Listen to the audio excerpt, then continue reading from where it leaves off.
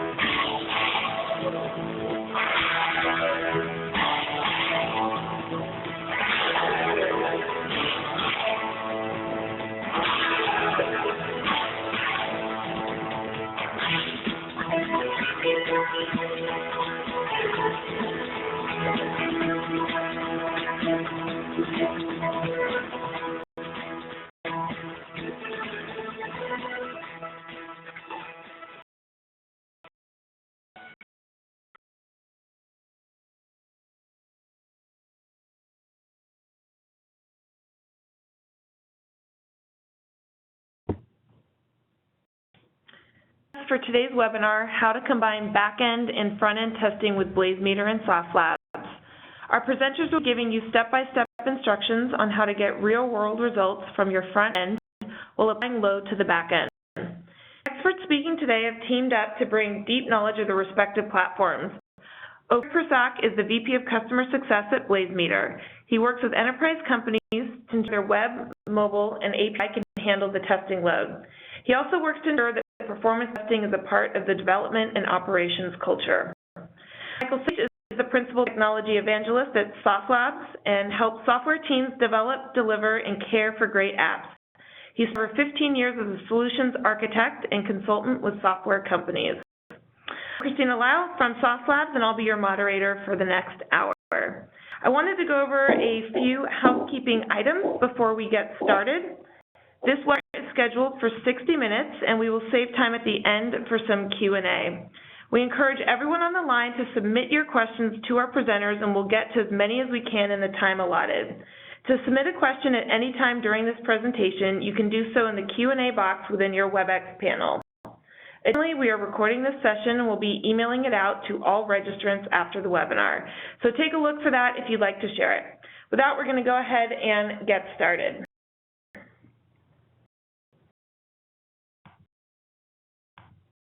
Thanks a lot. So we have a lot to cover today. Thanks again to everyone for joining. The agenda, we're going to start with just some high-level overview of back-end versus front-end testing. We're going to show a live demo of an online application using SoftLabs and Selenium in terms of how to test it. Go into how JMeter works. Then I'll show you a live demo using BlazeMeter and JMeter. We'll talk a little about how to do continuous integration and use application performance monitoring of your performance testing. We'll go over 3 things you need to know about performance testing. And we'll end with some Q&A as well as some exclusive coupon codes. So be sure to stay tuned for the exclusive coupon codes at the webinar. Now, before we get started, we're going to run a quick 30-second poll just to get a better understanding of the people in the audience today. We understand, I guess, what you're currently doing in terms of performance testing. So first of all, you should see the poll. How often do you currently run performance tests and currently running performance tests in your continuous integration process using a tool like Jenkins or TeamCity? And I promise we will not share the results with your boss. So even if you should be doing performance testing and you're not, we won't tell anyone, don't worry. Just that I think a lot of people know they should be, but they don't do it as often as they. So now that we have the results in terms, now that we have everybody sending their polls, it does take about 10 to 15 seconds for the system to actually go through the information and let it go, present it back to everyone. So while we're waiting for that, I will say that here we can see the results. So in terms of the results, how often and are you currently? It looks like we have a pretty good mix in terms of once a week, every month or two, or a few times a year, about 25%, 25%, 30%, and about 20% not doing any, which is good. It means 80% are doing performance testing. You currently using it as part of your continuous integration process, 50% yes, that's good. Planning 25%, but no, 40% are unsure. So I'll say that one of the things that we've seen across the board is that just in the same way that functional testing today is given that you're going to do it as part of your integration process, the same really applies for performance testing. So we've gone over the agenda and we have a better understanding of the people in today's audience. We're going to start with really back-end versus front-end testing, just to make sure that everyone is on the same page. So what do we mean by back-end and front-end testing? So let's first of all look at what is the back-end, what is the front-end. When we talk about the back-end, about things like servers, traditional client-server environment, working about what's your network like, and you're going to have components like a load balancer or a server or a database, and you're going to have things like, Apache or Nginx and Redis, and you're going to have a lot of things going on in the back end. These are the servers or the infrastructure.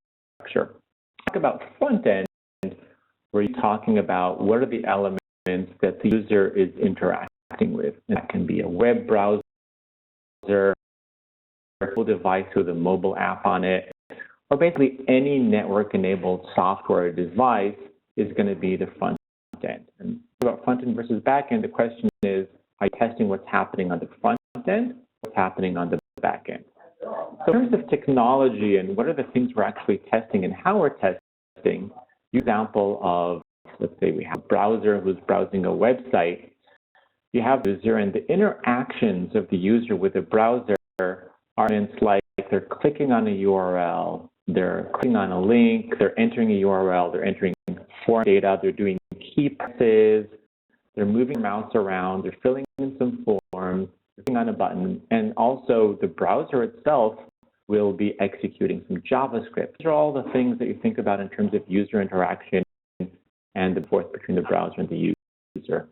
On the other side, in terms of what's happening on the browser to the server or the browser to the backend, and by server, this is a generic term for the load balancer and the web server and the database and everything going on there. This is done at the network level. So you talk about things like HTTP GET and POST, and what's the response code? And I need support for cookies being sent back and forth. I have some HTTP request headers and user agents. And I think about URL encoding and form data. So this is a language and this is a terminology we talk about. We're talking about back-end testing between the communication between the browser and the server. And the thing is that at the end of the day, regardless of, let's say, if you're using Firefox or Chrome, this communication is usually going to be more or less the same. You might just have a different user agent for the browser. But this is going to be the same. While the user action, again, doesn't matter if you're using Chrome or if you're using Firefox, this user action is going to be the same, but the actual results are possibly different. So in terms of the actual technology stack, when we talk about user interaction, and we'll show this shortly, we're usually talking about using Selenium as a technology, as an API, as a protocol, in terms of how we define these user interactions. And when we talk about using the interaction between the browser and the server, the tool we're going to be showing today is JMeter. JMeter is an open source tool specifically made for performance testing. And we'll basically how to do this within JMeter. So just to take a step back and why we test, we want to make sure everyone always has a good user experience. And I think both BlazeMeter and Sauce Labs are about ensuring a good user experience. But when you end, you're asking questions like, did it work? What does user experience look like? And more importantly, can I test it on every device or OS or browser combination? Because I want to make sure that for everyone, this means it doesn't matter what different browser you're on, you're going to have a good user experience. Now, about the always, I think about not only did it work, but was the response time? In other words, did it take a second for the page to load, or did it take 15 seconds for the page to load? So it's not does it work, but does it always work? And finally, will it work with 10,000 or maybe 100,000 users? So the way I like to look at it is when you're doing front-end testing, you're kind of asking what's the user experience like for one person, but that one person could be extremely varied. And about back-end testing, you're talking about what's the user experience like for 10,000 or 100,000 users, and not quite as important in terms of the various combinations. Said that, I'm going to pass it now over to Michael for Sauce Labs, who's going to give us an actual example of how to test a website using Sauce Labs and Selenium. So go ahead, Michael. Great, thanks, Peter. And if Mark, enable my desktop sharing, please. Well, thank you, great. Excellent. And I'd like to pick up there and talk about what we do to actually accomplish that front-end testing piece. We want to make sure that everyone has a good experience, and we use Selenium to automate that. But let's talk a little bit about the different components involved in front-end testing and begin with an introduction to Sauce Labs and who we are. I'll go into the details of what all of this means, but basically what Sauce Labs does is we provide the world's largest cross-browser and cross-device grid executing Selenium and Appium WebDriver tests.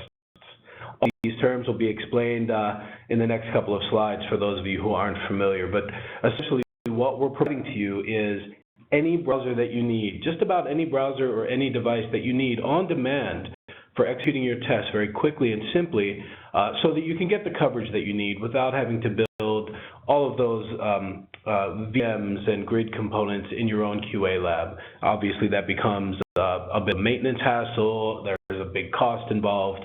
We can do that for you. But let's start with understanding a little bit more about what exactly Selenium and Appium are.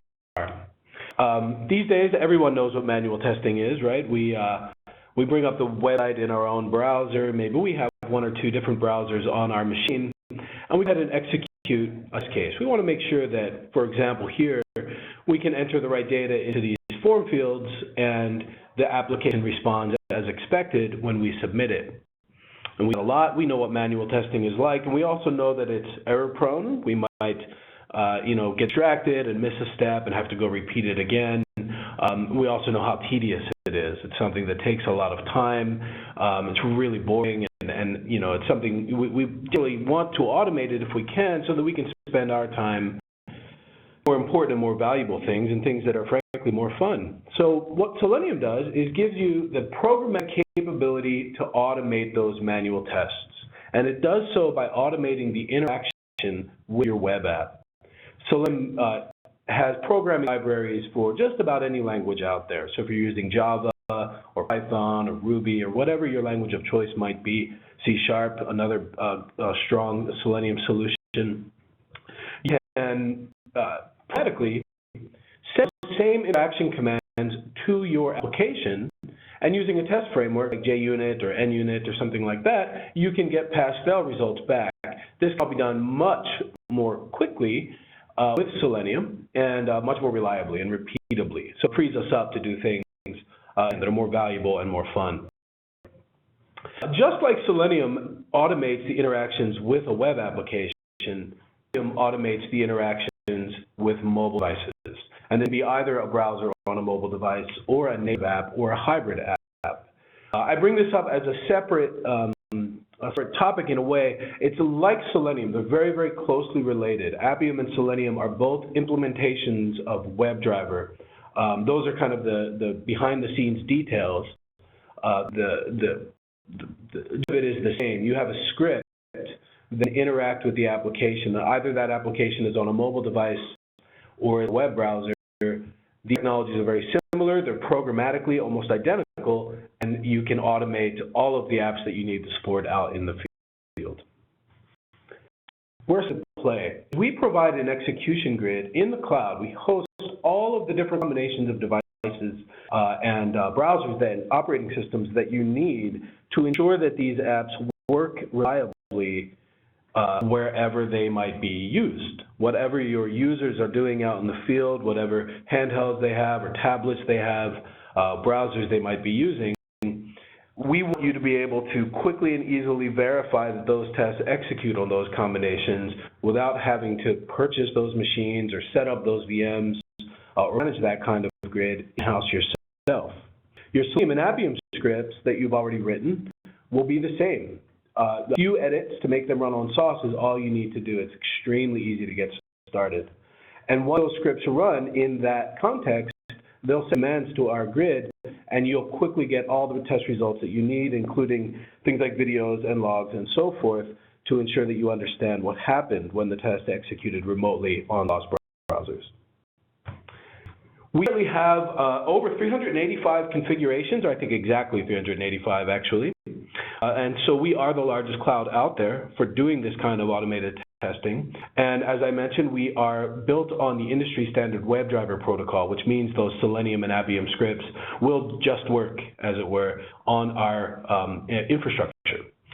This does game-changing stability and scale, and it really just takes all of the hassles out of your way so that you don't need to manage those grids yourself or collect and store results and so forth. We'll do all of that for you and capture great screencasts and logs and metadata and so forth.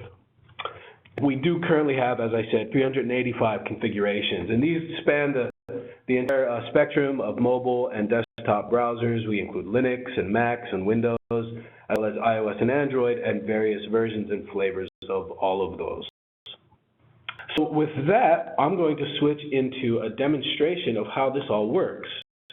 Now, one of the things about Selenium is it is a programmatic solution, and sometimes there's some work involved in, writing code essentially and understanding how your app behaves. And advanced users usually quickly dive right into that and get all of the sophistication that they can get with programming languages and frameworks and so forth.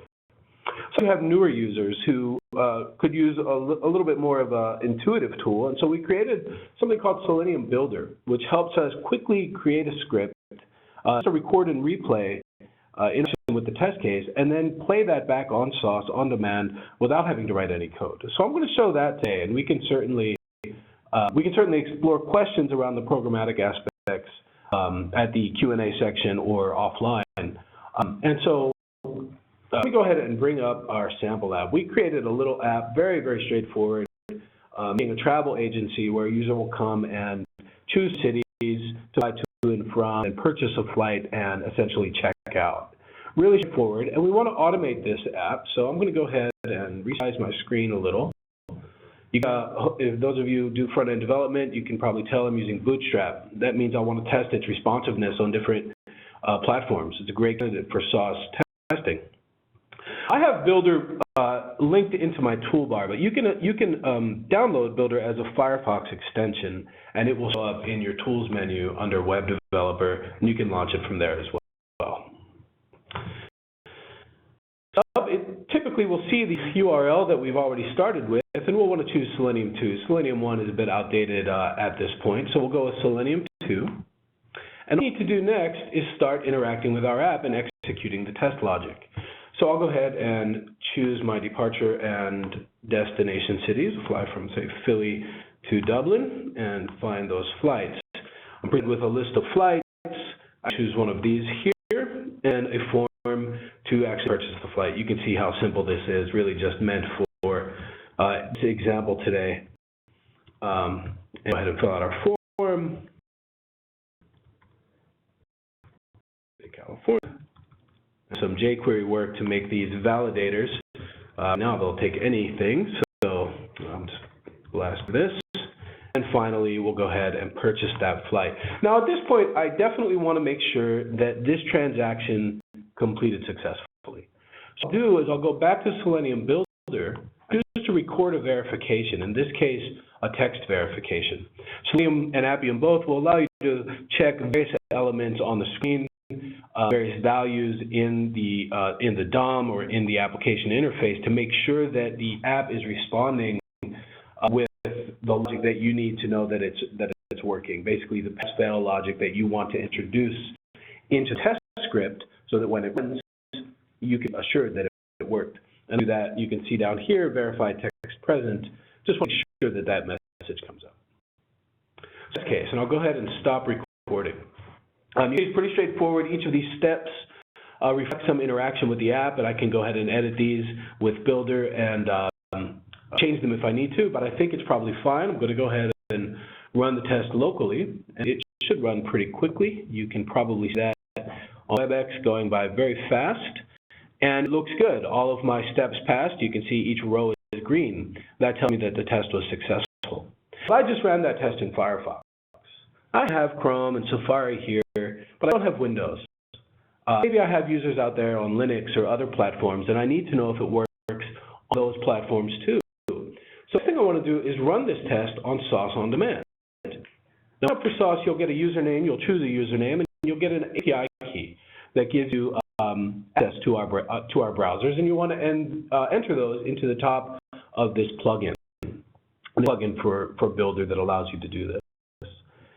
Then what I want to do is choose the different browsers, OSs, and versions that we need to test against. You can see I have some already selected. I have some Windows IE 11, Mac and Firefox 31, Windows and Chrome, Mac and iPhone. I have an Android 4.4 instance selected as well. So I'm getting pretty good coverage here. I can add as many as I want. And I want to add, for example, an iPad test. So let's go ahead and choose the latest Mac, and we'll choose iPad. And we'll go to 7.1, the latest iOS, if I did miss something this morning. Go ahead and click OK. So now those tests are being triggered to launch on Sauce. I'm going to go back now to my Sauce Labs dashboard. You can see already my tests have spun up and are starting to run. I can interact with these tests directly by clicking on the link of one of the running test cases. So that's all happening in our data center, by the way. It's very, very fast for these tests to spin up and start executing. There is no boot time particularly for you to wait through. Machines are ready to go, and they've never been used before. They're always pristine and ready to go, unique to you. And I click into this test. It's already in progress. And you can see the form is being filled out by the Selenium script. And that live session that I just sort of spotted into is saved for me as a screencast. This is one of the artifacts you get after the test runs, so you can easily understand what happened, if there is a defect, how you might reproduce that, and what the screen looked like for the Selenium user, as it were, when that condition arose. With the results, we have a great utility here that will allow you to see each command that was sent to the test, and those commands replay against that session directly in this window. So let me resize this a little bit. And we have a full-blown recording here that's going to show you each step of the test as it was executed, and that kind of peeking over the shoulder of the user, watching those steps executed there, so you can be sure that the browser looks okay, that the text is being displayed the way you expect, and we can, of course, go back and look at our Android session or our iPad session or our iPhone session and the same thing, and verify that the test did pass and our conditions are met. We also, of course, save all of the Selenium logs and lots of great data about the test itself, such as whether it passed or failed, how long it took, and so forth. Now, for today's session, you can see each step in the test here. For example, let me go back to our screenshots here. For example, the initial loading of the home page took seconds. Took 0.88 seconds at the 7-second mark. This is very fast, under 1 second load for our home page. These are the kinds of indicators that we'll want to keep in mind when we get back to Ophir's session. Generating load against the app, and as front-end testers, we'll know what our app does when that load is being generated, and these will be great indicators of whether or not our performance is trending upward in a dangerous way, and we start to see our pages taking too long to load. That data will be reflected in what Ophir shows you from BlazeMeter, and you'll also see a front-end view of that here when you're executing those tests. All right, and pass it back to you, Ophir. We're ready to resume with the load testing elements here.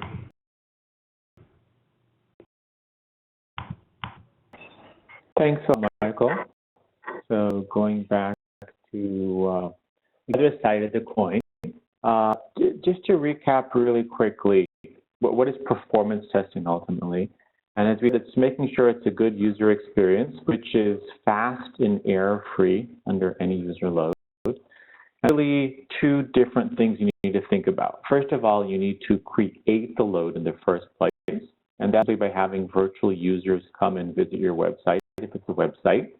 And second, you need to measure the user experience. And there are KPIs that we talk about, such as what was the response time for the request, what was the latency, maybe how many hits per second, how many errors are we getting. As we increase the load, what we're going to see is that the user experience actually changes. So typically, Selenium versus JMeter, Selenium, which is a browser, you go to URL, you enter, with the server response, you actually do some, you have JavaScript, enter some stuff, but commands, as you saw, they were key presses and clicks, etc. Now, when we talk about JMeter, as you shortly, it's all about the HTTP request. And since we're not running an actual browser, JMeter is the tool itself, is the engine itself, which creating those requests, there's no JavaScript being executed. It's really a really highly sophisticated simulation of a browser, which can deal with cookies, which can deal with headers, etc. But it's an actual real browser, and it's not going to execute the JavaScript on the page. You can still write a script which will make the same requests as the JavaScript would make, but it means there's a little additional coding. To start from the end in terms of, let's say your boss comes to you and says, can our site handle 1,000 concurrent users? Which is a very valid question, which we often might need to know. Maybe our current traffic, what it is in terms of how many users we usually get, and we're anticipating maybe for Black Friday, which is coming up soon, getting up to 1,000 concurrent users, and can the site handle it? So I'll show you an existing report. This is a BlazeMeter report. And much in the same way that we saw Soft Labs and Selenium, BlazeMeter with JMeter, that you have all the data and all the reports and all the tests in online user interface within BlazeMeter. So I wanted to start with the end of the story, and then we'll work our way backwards in terms of how we got here. Here's a graph which we got after running a test on a simple website with 5 different pages that we're testing: a pricing page, a home page, about login features. And this graph we have in blue, this is the number of active users on the website, and we're increasing it over time. And we have the response times, or in other words, how long it took for the pages to respond. Show you here the data in aggregate, but we do also have the ability to look at individual pages if you want to look at one page performed versus another page, or compare them side by side, and maybe one page a little slower or faster than another page. But for understanding the big picture, here, this is very typical when you're doing performance testing. You're going to start with a response time which is more or less flat because you aren't hitting any of your back-end bottlenecks whatsoever, And even increase more and more people hitting the website, you're going to get more or less the same response time. And you can see in this specific case, we're at 300 users or 400 users, or 500 concurrent users, and I'm still at around slightly over 2 seconds response time. Then the responses are starting to go up a bit. So this is what I sometimes call the bending point in your graphs. In other words, this is a point that the fact that you're adding more users is having some impact on your backend. The bending point, this is a point where basically the traffic is hitting some type of things are starting to slow down, but it hasn't gotten really bad yet, yeah? And you have another point where all hell breaks loose, and you have a server which doesn't respond at all. You might get like errors, so there's no response, or getting extremely high response times of 30 seconds or even a minute by the time it responds. For all practical purposes, your website's broken. So the question is, at what point does it break? So here I have kind of a bending point around 500 users, and a breaking point around 600 to 700 users, depending on kind of if we drill down a little deeper. But to go back to the original question of your boss, can our website handle 1,000 concurrent users? The answer is no, it can't. I would say our website can handle 500 users easily. Between 400 and 600 or 700 users, it's going to get slow, and more than 700 users, it's going to be unusable. Now you down a little deeper and look at things like latency, how long it took for the server to respond, or how many hits per second I was doing, how many kilobytes per second. And depending on what it is I'm testing, I may know the bottlenecks are being affected maybe by the throughput, the kilobytes per second. For instance, if this I'm trying to hit, I'm downloading really large files, I might know that I'm hitting a kilobytes per second bottleneck even before I hit the response time starts to go up, or the thing for hits per second. So please keep your eye on the different KPIs and really understand what's going on. And I'm starting to hit my bottlenecks. As well, when are errors starting to appear? So here's a graph where I'm going to show you actually the response times versus the errors. And here again, you can see that initially it starts to bend, as I said, response time go up, but I haven't had any errors yet. I'm not getting error responses. And then as I continue to increase the number of users, and you can see the number of active users is always increasing this whole test almost till the end, and I start to see errors creep in. Look at the bottom and see what the percentage of errors were and overall the requests, and get all data about the actual numbers of requests I have and what the average times were, et cetera, et cetera. So this is kind of the end result, but how do I reach this in the first place? How do I create that test? So go back to Michael did with Selenium Sauce Labs. We're going to do the exact same thing with Jitter and BlazeMeter. We're going to record user session. I'm going to play it back, and then I'm going to do some reporting. So the example, here's the exact same example that beforehand with the Selenium Builder with a simple travel agency. But this time, instead of using the Selenium Builder, we're going to be using BlazeMeter's Chrome plugin. And what BlazeMeter's Chrome plugin does is it records activity. But instead of recording key presses and keystrokes and clicks, it records the HTTP traffic. So I already have it installed. It's a free downloadable install. Anybody can use it. And I'm already logged in. You need to have a BlazeMeter account to use it, but a free account. So since the conversion is actually done on the server side, you do have to have a user account, but you can for a free account anytime you want.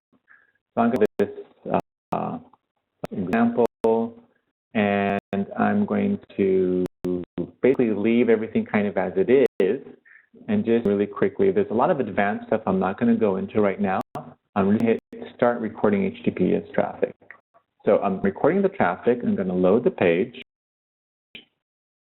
And you can request I've recorded so far. So this is the first request. Now I'm going to from Boston to New York, and I hit find flights.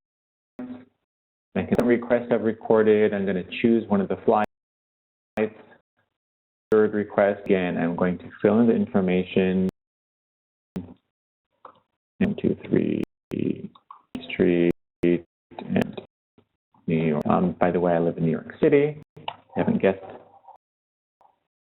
And a nice credit card number. And this is boss, remember me, and purchase. Now you can see all this action didn't record anything since it's purely the browser. It's only when you hit the purchase site that you could request was actually recorded because it was sent from the browser over to the server.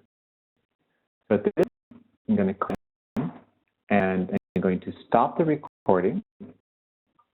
And I can see the actual requests themselves. So here are the requests themselves. This is optional, but just to show you, I can go and see, for instance, in this post request, if I look at the body, I can see the information that was being sent from the browser to the client. This is, if you're a techie and you understand this stuff, great. If not, you don't have to worry about it. What I do at this point, and this is what's really cool, let me close this, is I can either go ahead and tell the Chrome plugin I want to run this script as is on BlazeMeter. So what's happened is that BlazeMeter is converting the recording into a JMeter script on the fly meter and having it ready to go. So at this point, I can go ahead and pick a location that I want to come from, and I can, let's call this software examples, September 9th, and find, let's say, how many users I want actually hitting the back end, the engines I want. So without going into too much details, I can define either just the number of users or also how many physical engines. In other words, I might say I want 10 servers. Let's run this. I want 10 servers, and on each server, I want, let's say, 40 users for a total of 100 users. I'm going to ramp up time, that kind of ramp up you saw. I'm going to define that here. I'm going to define how long I want the test to run for. Just do a quick 20-minute test. And just like that, there's a lot more advanced stuff. I'm not going to go into everything right now. I go ahead and hit save. So basically what happened is I've saved that script and of how many users I want it to run from, etc. I'm going to go ahead and hit start and do birds. So what's happening here is BlazeMeter is provisioning dedicated servers just for this test. And we have sometimes clients who need to test hundreds of thousands or even over 1 million concurrent users. We need to launch a lot of servers in order to do that. So it's launch, unlike what Michael showed you, where it's literally instantaneous, with BlazeMeter, it does take a couple of minutes for the servers to be up and running. So while we wait for that, let's go ahead and look at some reports of the actual script which I ran previously. So what I'm showing you here, by the way, this is a user interface that we currently have in beta. If you are a BlazeMeter user or if you sign up today, just send us an email. It is an open beta, but you do have to send us an email to get access to the beta interface. So I'm showing you now, just in terms of the reporting, it looks a little nicer, the beta interface. Send us an email and be able to see it. Otherwise, what you're going to see is this type of interface, as we saw beforehand, which is simply slightly different, but for the most part, you get all the same information. So going to here, let me actually bring this up. If we had 4 different pages, we had a search page, the first page, a reason confirmation, and purchase. So I'm going to look 4 pages. I'm going to hit apply. And I want to look at this with per minute, not per second data. So you can see, yeah, here you can see, and actually I just want the response time. So, okay, so here you see in blue again. In blue, this is the number of users, and I'm increasing the number of users over time. As you can, interestingly enough, for the different pages, they really perform totally differently in terms of average response times. So here you can see the response times, for instance, for the page in green, which is the purchase response time, the purchase page, yeah, that you can see it was always quick until almost the end. until we reached around 360 users, and then it started to get slow. On the other hand, you can see the response times for the page, and for the reserve page, those really started to go up at around 185 users or maybe even 155 users, and so on and so forth. So I can really see different pages were hitting the bottlenecks at different times. This is an average, though, of aggregated minutes. And it's a little misleading. What we really want to look at is the per second. So what I'll do, just so it won't get too confusing, is I'm going to show you just an aggregate of all the pages together. So the lines in the graph. So here we have overall aggregate response time versus the number of users. But I do per second, not per minute. And here's where it gets interesting. So initially looked like kind of a very gradual increase. You can see here is a totally different picture, where up until, I would say, so in terms of a bending and a breaking point, up until I want to say like 150 users, response times were overall pretty good and pretty static. And then went to around 150 users, the response times start to shoot up, and they reach high as about 22 seconds in this case. I can even zoom in. Let's say if I want to zoom in and see how bad things really got, I can see response times of 22 seconds. So this gives us a good idea of, okay, I know that after 150 users, the response times shoot up and down. And I can also look at other KPIs. So we talked about kind of a bending and a breaking point. And to find the bending point is how many hits per second can your backend handle. And usually what you'll see, and hopefully we'll see it here, yeah, you can actually see it here. Yeah, the number of hits per second is going to go up gradually and more or less plateaus. If I go actually to per minute and not per second, I can clear it. Here we go. The number of hits per second goes up and plateaus. Then the response times start to go up, because if you can imagine, if you're on a freeway with just 10 lanes, once you hit 10 cars who are trying to pass in parallel, once you hit the 11th car, things are just going to slow down. So I go into too much detail about different ways you can slice and dice it. I will show you really quickly, though, in terms of the JMeter commands themselves. So this is, again, an example of how to use this in the interface. You can slice it. You can run the test multiple times. You can look at things like how many errors I had, etc. Here again is the same report I ran, but this I actually ran it using the old interface. And again, you can see the same thing in terms of latency and what was going on, etc. So in recording playback and the reporting side of things, I also want to discuss the whole side of, well, okay, I saw now how to test, how to run a test, and before I get into here, there is one other thing which I wanted to show. Here we go. So I did want to show the actual JMeter interface. For learning where JMeter, it's an open source tool which you can use to actually edit the test. If you want to do advanced editing of the test request, you can do so using JMeter. And that same JMeter script which we automatically created, you can create your own JMeter script. Use JMeter, just save it and upload it to BlazeMeter, and it works out of the box, since we do use JMeter as our engine. And here you can see the actual search request. I simply had to give it the IP and the path name. But more importantly, more interestingly, is confirmation page. Here I see this is a HTTP post request to this path, and here is the different information that I'm actually passing through. So you can immediately understand by using a tool like JMeter, I can easily edit the test.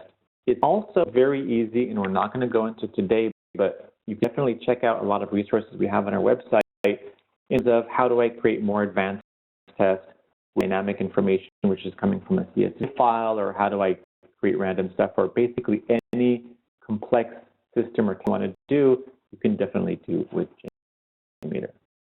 So JMeter is an awesome tool.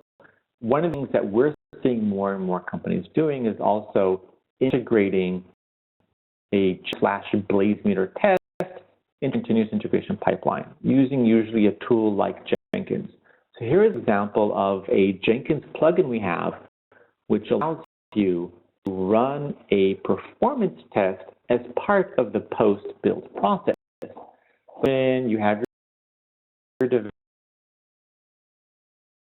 users, and they're, they're doing all their testing, and automatically you have a test which is being run at the end of every single build. And not only that, you can have an unstable points in terms of when the test is considered unstable or failed, depending on either error threshold or, more importantly, response times.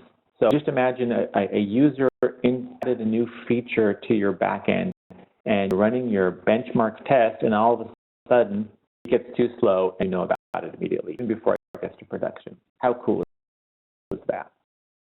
The I'll talk about quickly is just application performance monitoring. So we have several partners. One of them is New Relic. What you're seeing here is a interface of New Relic. They are a company which provides back-end application performance monitoring. So even though I can tell you, or BlazeMeter can easily tell you, okay, it was very slow, your website, was it slow? And for that, you do need to look at what was happening on your side. So I need to see what PHP call, what was the database call, and that's where tools New Relic come from, and it's really cool.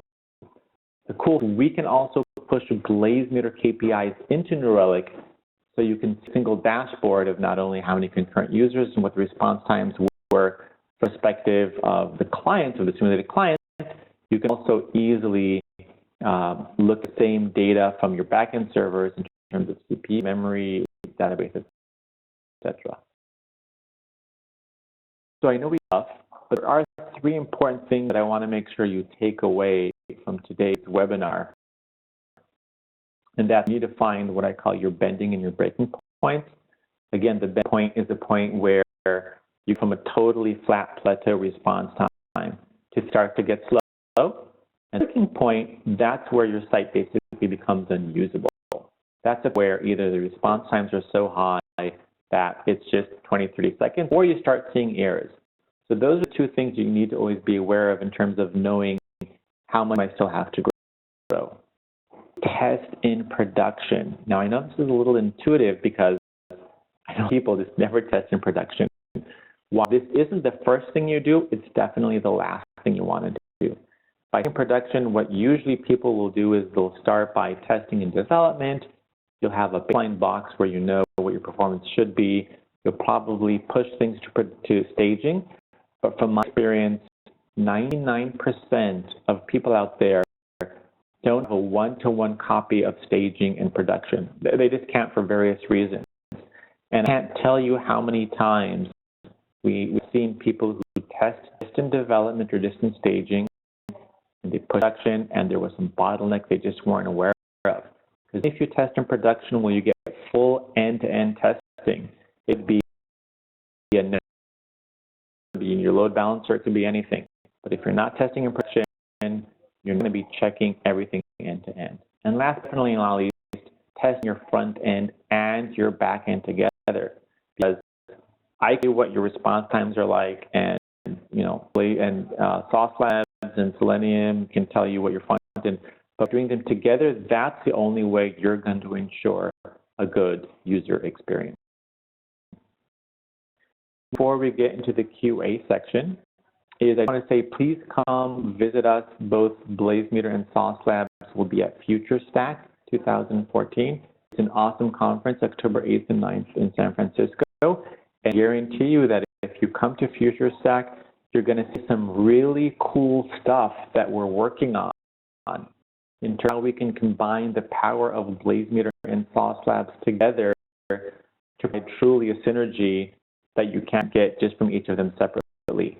I can't tell you the details, but I do guarantee you if you come, you're going to see some really cool stuff on how the two of us are joining forces to bring you some awesome technology, some awesome solutions.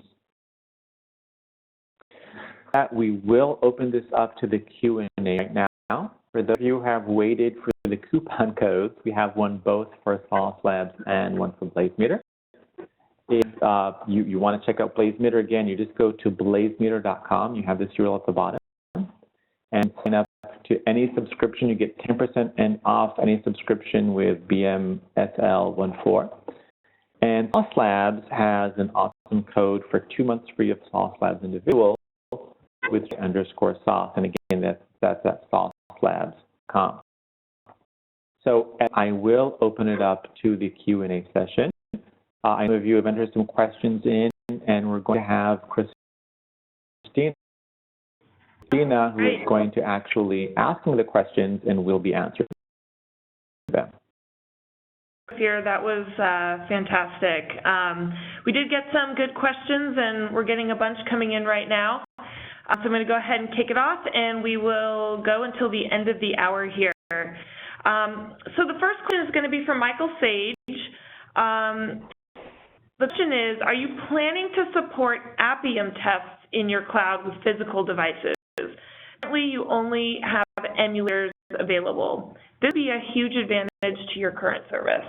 Yeah, absolutely. That's a very timely question. We are in a private beta right now with our Real Device Cloud, and things are looking super awesome. We're ready to go probably in a few more weeks, and we're really excited about it. It looks really crisp. The screenshots and the video replays and everything are rock solid, and we're just kind of working out the fun kinks before we release our Real Device Cloud. Great. The next question.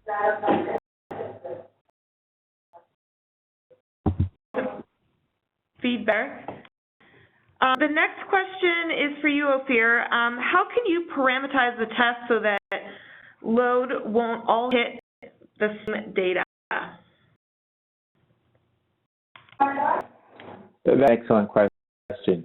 So obviously what we showed you here is a very simplistic script. In reality, what you'd probably be doing is adding some randomness to your script. What I showed you here was just kind of a static script without any in it. But in reality, you're going to probably have, let's say, a CSV file with a list of different URLs. If you think of an e-commerce example, you might have a list of 200 products that you want different users to be going through those 200 different products. So you're going to, we don't have time to go into it, but you're going to be able to add that level of customization and dynamic data so different users will be doing different things.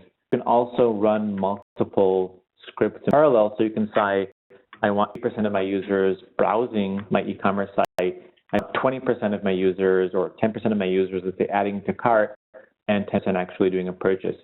So you can define different scenarios and run them in parallel and totally have them dynamic as well. That's beyond the scope of this session, but you definitely can do that in JMeter. All right, so I'm going to combine two questions for the next one. I think they all kind of intersect together. So the first one is Selenium Builder different from Selenium IDE? Then combined with that is, in Michael's Selenium Builder demo, is it a true statement that the Builder script did not need to change at all to run on different browsers, platforms, etc.? Yeah, first question, Selenium Builder is, you could think of Selenium Builder as an improved version of what Selenium IDE offered. Selenium Builder is more streamlined, it's easier to use, it's got a lot more features. We only really touched on the surface features today.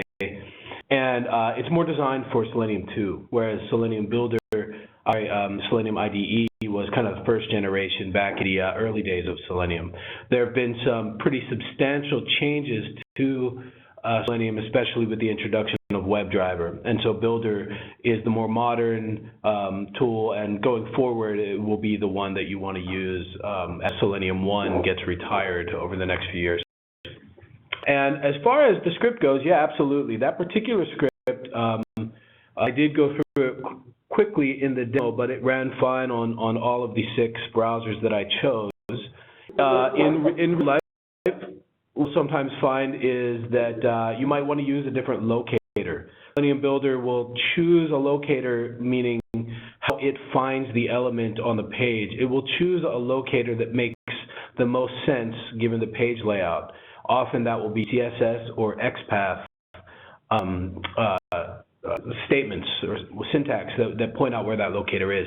But what it also does is, for each step, it provides you with alternatives, whether that be the unique ID of an element or the link text or other kinds of attributes that you can choose from to identify the element more reliably. Sometimes the DOM is parsed differently by, say, an iPad Safari browser versus a Linux Chrome browser. So you'll sometimes want to run a quick smoke test to make sure that your script is using the right locators, and then you can easily edit those for the breadth of the platforms you want to choose.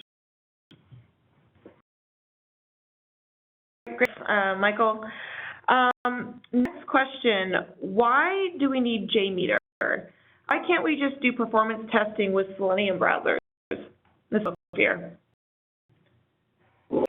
Thanks a lot, Christian. And yeah, that's a great question, which I should have mentioned beforehand. We actually get that question a lot of BlazeMeter. Why can't I just take my Selenium script and fire off 10,000 users with a Selenium script doing the same thing? The question really is a question of scalability. When you're doing a test with Selenium, you're usually using real browsers, and real browsers are very resource intensive.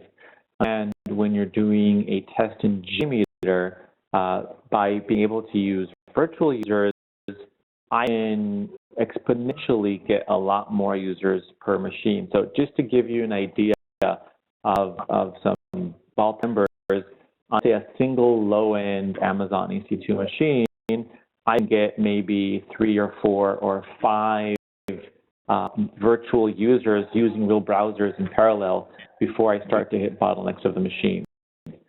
On the end, if I'm doing it with a JMeter, I can get 1,000 people. So we're talking about, in terms of performance, a difference of about 250 times more users when I'm doing a JMeter test per machine with Selenium. So if you need to test for 10 concurrent users, or even a few hundred, to be honest, because we do have clients which do it with a few hundred, you definitely do it with Selenium. But once you get into the ballpark of tens of thousands or hundreds of thousands of users, you just do it with Selenium because it just doesn't scale to that number. That's it. A question that I'd like to address, and the question is there a Sauce Labs extension available for running Selenium in Eclipse? There's not. We did just release an extension for Cloud9 IDE, and that's the first on our list, and we hope to have others. But it's very easy to do with any IDE or any test runner that you have. Sauce Labs, the way a WebDriver works, basically any Selenium script can be pointed at Sauce Labs with what are called desired capabilities. And it's kind of a finer point of Selenium script development, but basically what desired capabilities are the instructions for what platforms we should use. We have classes in Java that can help with this, and we can run those tests in parallel. For the IDE, you can use JUnit or TestNG, or you can be using Ruby and RSpec. When you get into that landscape of programmatically running Selenium tests, it's incredibly easy to make all of that work on Sauce, and we're just sitting there waiting for the commands to come from your test. We have lots of great get started tutorials for each language and their popular frameworks on our website. Noted the Eclipse desire or wish there, and also I think IntelliJ and some other popular IDEs would be great for us to do extensions to. Great. Actually, while I have you talking, Michael, there's a quick question. Can I test behind the firewall? Yeah, absolutely. Great question. We have a utility called Sauce Connect, which creates an encrypted tunnel between your environment inside your firewall or your DMZ and our grid. And you get a dedicated virtual machine to act as the tunnel proxy. Long story short, you run this utility and it appears as if the Sauce Labs grid is inside your network, all done in an encrypted fashion. I want to add one thing to the behind the firewall. Is because also the question of firewall for BlazeMeter, since we do have the ability to run behind the firewall. It's a different type of solution since we're talking about potentially hundreds of thousands of users. So it's not just having a VPN tunnel. It requires having what we call a BlazeMeter agent, which is basically a load generator which sits behind the firewall. You can still control through your browser, but you have like a local machine which is creating the request for you. So we also do have a behind the firewall solution. Great. I just saw pop in and was going to address. Let's go ahead and wrap up with one last question for you, Ophir, as we are just hitting the end of the hour. The question is JMeter a valid replacement for LoadRunner? Excellent question. And I want to keep it short, but the short answer is yes. It's not only a valid replacement for LoadRunner. I think what we're seeing across the board is that open source solutions are replacing non-open source solutions. Sometimes it takes more time or less time. I think, what MySQL did to Oracle, we're seeing with Selenium and QTP, and the same thing with JMeter and LoadRunner. I will add, though, that what we're also seeing is that companies do want a commercial entity to come up if they need help. And the same, we see what Sauce Labs is doing.